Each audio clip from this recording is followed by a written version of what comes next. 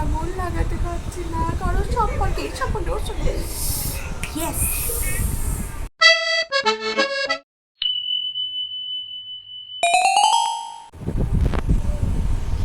এতটা কিন্তু খাবারটা না কিছুতেই হজম হচ্ছে না তো ওষুধও তো খেলাম তাও তো হচ্ছে না আসলে যতক্ষণ আমি কারোর পেছনে না লাগতে পারছি কারো সংসারে আগুন না লাগাতে পারছি না না আমার হজম হবে না আমার তো আর কাজ নেই ও হচ্ছে পড়াশোনা করে এ রান্নার কাজ করে এ মেশিন চালায় অনেক কাজ ওদের ব্যস্ত বাবা আমার কোনো কাজ নেই আমি কারোর পেছনেই লাগতে পারছি না কারোর সংসারে আগুন লাগাতে পারছি না কারোর সম্পর্কে ওর সঙ্গে ইয়েস ওদের মেয়েটা না প্রেম করছে আমি সেদিন দেখেছি এইটা ওর মার কানে যদি একবার ঢুকিয়ে দিতে পারি এমনিতেই তো বেজার হ্যাঁ ব্রাহ্মণের ছেলে প্রেম করছে অন্য একটা মেয়েকে ব্যাস আগুনটা দারুণ লাগবে কোনটা করি হ্যাঁ কেমন আছে গো অনেকদিন পর হ্যাঁ ছেলে ভালো আছে বর ভালো আছে আচ্ছা ছেলে কোন ক্লাস হচ্ছে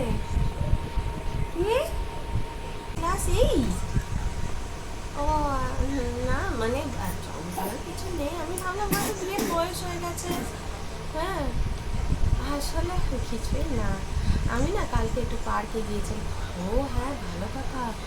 পার্কে গিয়ে তোমার ছেলেকে দেখলাম একটা মেয়ের সঙ্গে ঘুরতে মেয়েটাকে আমি চিনি মেয়েটা সাহাদের মেয়ে ওই জন্যই তো আমি ভাবলাম একবার ফোন করি তোমাকে সত্যি কথা বলতে কি দেখো আমাদের পাড়া পড়শির ব্যাপার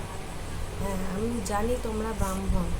এবার তোমাদের বাড়িতে একটা সাহাদের মেয়ে আসবে দেখে আমি কি সহ্য করতে পারি আমি তো তোমাদের ভালোই চাই বলো ভালো ছাড়া আজ অবধি কখনো খারাপ চেয়েছি হ্যাঁ না না দেখে শুনে রাখো হ্যাঁ এমনিতে তোমরা ভালো আছো তো আচ্ছা আচ্ছা হ্যাঁ দেখে শুনে রাখো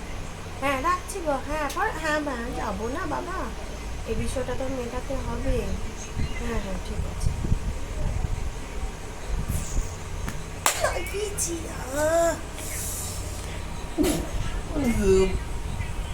হজম হয়ে গেল হ্যাঁ এইবার দেখো ছেলে সালা প্রেম করবি সাহাদের মেয়েকে লে সালা উঠ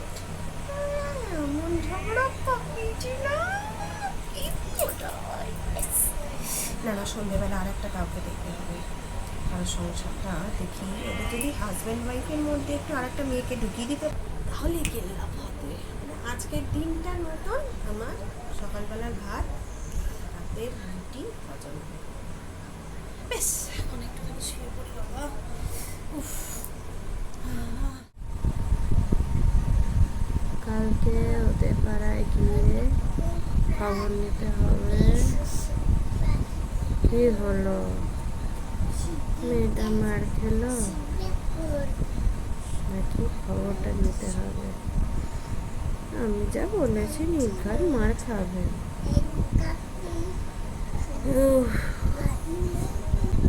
মারবে না কলতলায় গিয়ে ফোন করবে মারবে না ওদের মেয়েটা পালিয়ে গেছে এই কথাটা ওদের মেয়ে পালিয়ে গেছে এই কথাটা বলা হয়নি তা